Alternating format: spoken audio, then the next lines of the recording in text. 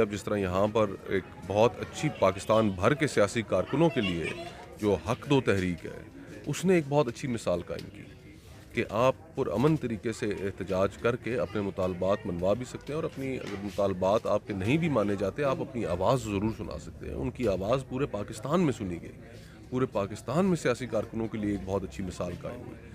اور میں تو یہی توقع کرتا ہوں کہ جو ہمارے ادارے ہیں، بجائے اس کے کہ وہ پولیٹیکل پیسفل موومنٹس کو کاؤنٹر کرنے کے لیے تشدد کا راستہ اپنائیں، ان کے اوپر بغاوت کے مقدمے کریں، ان کو تو اس چیز کی پذیرائی کرنی چاہیے، ویلکم کرنا چاہیے۔ اس وقت ہمارے ساتھ موجود ہیں سابق سینیٹر مصطفیٰ نواز کھوکھر صاحب، وہ 8واں گوادر کتب میلہ میں تشریف لا چکے ہیں۔ سر خوش آمدید۔ سر پہلے تو یہ بتائیں کہ گوادر کتب میلے میں پہلی دفعہ شرکت کر کے آپ کیا محسوس کر رہے ہیں؟ بہت اچھا محسوس کر رہا ہوں۔ اس وقت جو ہمارے پورے ملک میں جو ایک کیفیت پھیلی ہوئی ہے نا امیدی کی، مایوسی کی، اس کے اندر اس طرح کی جو کاوشیں ہیں وہی امید پیدا کرتی ہیں۔ اور یہاں پر آ کر میں نے دیکھا کہ یہاں گھر گھر میں ایک کتاب پڑھنے کا، کتاب دوستی کا ایک رجحان ہے۔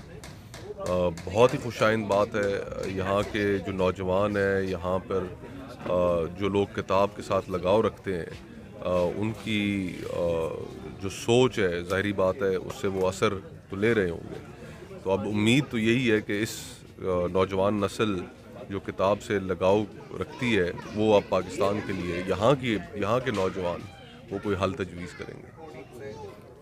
سر، جس طرح ہم نے ماضی میں دیکھا ہے کہ بلوچستان کے لوگوں کے بارے میں، بکران کے لوگوں کے بارے میں کہا جاتا ہے کہ وہ پڑھائی میں پیچھے ہیں، وہ نہیں پڑھتے، اس طرح کے القابات استعمال کیے گئے، تو آپ نے خود یہاں آ کر آپ دیکھ بھی رہے، تو اس حوالے سے آپ کیا کہنا چاہیں گے؟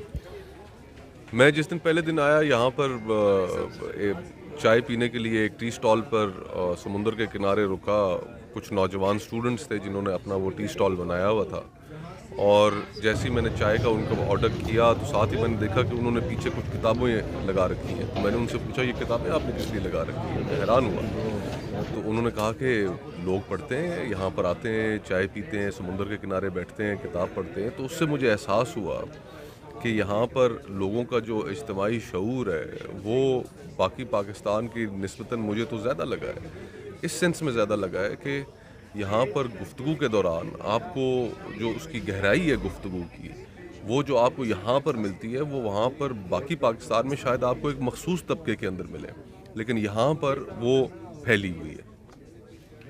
سر، چونکہ آپ قومی سیاستدان ہیں تو آپ چیزوں کو نیشنل لیول پہ دیکھتے ہیں، آپ نے ایک چیز بڑا محسوس کیا ہے کہ جو بلوچستان کے لوگوں میں اور جو اسپیشلی جو پنجاب ہے، ایک بڑا گیپ ہے، ایک بڑا فرق ہے چیزوں کو سمجھنے میں، اور چونکہ وہاں پہ ایک آلریڈی ایک پرسیپشن بنی ہوئی ہے، چیزوں کو اکارڈنگلی جج کر لیتے ہیں، کچھ بھی ہو ان کو اس طرح سے دیکھتے ہیں۔ تو آپ کیا سمجھتے ہیں یہ کن کی خامیاں ہیں اور ان کو کس طرح جو ہے نا سولو کیا جا سکتا ہے؟ میرے اسلام آباد میں جہاں پر میں رہتا ہوں پڑوسی تھے، ان کا نام تھا راجہ تری دیو رائے۔ راجہ تری دیو رائے کا تعلق بنگلہ دیش سے تھا، چٹاگونگ ہلز کے وہ راجہ تھے، اور ان کی بڑی انٹرسٹنگ تاریخ ہے، وہ کسی اور وقت بیان کروں گا۔ لیکن انہوں نے ایک کتاب لکھی، اور اس کتاب میں انہوں نے ایک بڑی خوبصورت بات کہی کہ ہر معاشرے کے اندر اب جس طرح پاکستان بنا ہے تو پاکستان مائنورٹی اور میجورٹی کے آپس میں باہمی تناؤ کی وجہ سے بنا، اور المیہ یہ ہے کہ جو مائنورٹی جس طرح ہندو میجورٹی سے بہت خوفزدہ تھی، اس نے اپنا ایک الگ ملک تشکیل دیا، تو وہ مائنورٹی جب میجورٹی میں اپنے ملک کے اندر آئی تو اس نے دیگر مائنورٹیز کے ساتھ کیا کرنا شروع کیا۔ تو یہ ایک جو ہم اہل پنجاب ہیں، ہمیں اس چیز کے اوپر توجہ دینی ہوگی، اور اب تو خیر وہاں پر بھی شعور اور آگاہی اس حد تک آ چکی ہے کہ لوگ اب چاہتے ہیں کہ یہ جو فیڈریشن ہے، اس فیڈریشن کے اندر تمام لوگوں کو جو حقوق ان سے ان کے آئین نے، جو معاہدے نے، جو فرد کا اور ریاست کا جو معاہدہ ہے، کہ ان پر عمل کیا جائے۔ اور اب یہ آگاہی اس حد تک چلی گئی ہے کہ اس میں میں نہیں سمجھتا کہ مزید اس سیلاب کے سامنے پل باندھے جا سکیں گے۔ سر، ایک سیاسی سوال بھی ہے۔ سر، چونکہ آپ مین اسٹریم پولیٹکس میں سیاست کرتے آ رہے ہیں، تو ہم نے دیکھا کہ آپ کو آپ نے پارٹی سے بھی استعفیٰ دیا اور سینیٹ کی رکنیت سے بھی استعفیٰ دیا. یقیناً اس کا وجہ یہ تھا کہ آپ نے جو ہے نا جو سچویشن کو کاؤنٹر کیا. تو اب بلوچستان کے لوگوں کے اگر کے بارے میں دیکھا جائے تو ان کے لیے جو سیاست آپ کر رہے ہیں وہ مزید خطرناک ہے, ٹف ہے. تو جو آنے والی نسلیں ہیں, نوجوان نسلیں, اسپیشلی بلوچستان کے لوگوں کو آپ کیا کہنا چاہیں گے کہ اوبیسلی ان میں ایک مایوسی بھی آ سکتی ہے کہ آپ جیسے لوگوں کو جو ہے نا بڑا چیزیں فیس کرنے پڑ رہے ہیں, تو بلوچستان کے لوگوں کے بارے میں آپ کیا کہنا چاہیں گے کہ وہ سیاست کو اپنے کس رخ میں لے کے جائیں مین اسٹریم میں؟ دیکھیے, اس وقت جو تبدیلی ہے وہ آنی ہمیشہ سیاست کے ذریعے ہی ہوتی ہے, اور ہمارے پاس دنیا میں مثالیں موجود ہیں. ہمارے اپنے بر صغیر کی مثال موجود ہے کہ جب یہاں پر انگریز حکمران تھا, ہم ایک کالونی تھے, تو ایک پیسفل پولیٹیکل موومنٹ کے ذریعے ہی یہاں پر تبدیلی آئی.